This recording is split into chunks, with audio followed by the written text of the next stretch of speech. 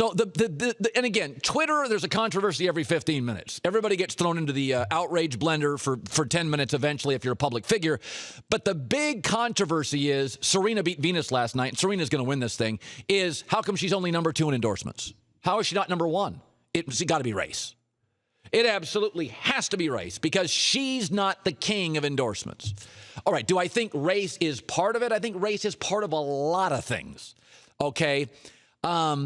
But let me make 4 points here because I don't think race is solely the reason she's number 2 in endorsements. Number 1, this country has endorsed from entertainment to the White House, to athletes, to actors, African Americans. The biggest star in my life in television is Oprah Winfrey.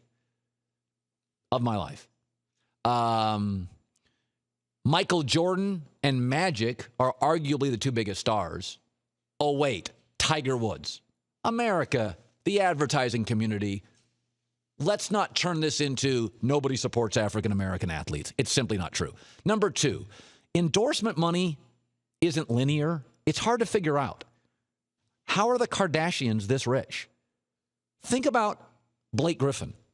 Blake Griffin came to the NBA from rural Oklahoma. Nobody cares about Oklahoma basketball 30 miles past that campus. He gets hurt initially. He plays for, at the time, the most uninteresting team in the league. Number 2 in their own city. Even now winning, Lakers double him in ratings. He's not great with the media early.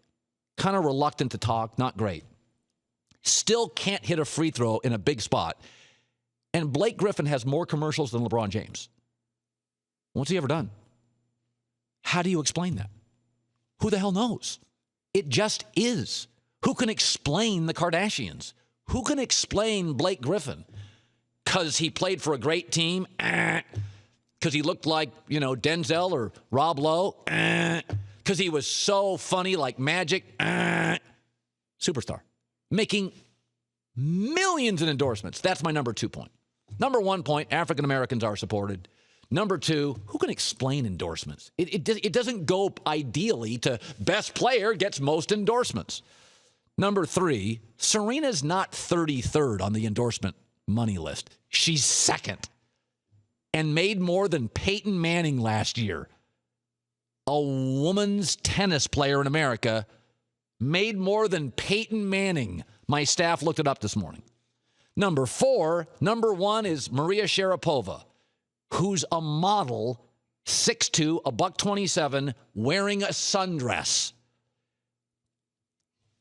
There's a reason they use models to sell ads in cars. And number 5, this is an outrage on Twitter. Twitter is mostly people who live in bad weather cities inside looking to get pissed off. Look at it. It's Northeast media. It really is. Do I think now, all that said, do I think race plays a part? Absolutely. Yes, with the tennis crowd, the Hamptons crowd, that's a high-end money crowd. Maria Sharapova, Serena Williams, she's big, she's strong, she's got a big personality. Maybe she doesn't connect with them. Race is part of it. But let's slow down a little on this. She made more than Peyton Manning, I'm told. She's number 2. This country has always shown an ability to embrace people they like. Doesn't matter. Yes, there are so many issues in this country. Race is one of them. But to me, the bigger issue in America today is income inequality.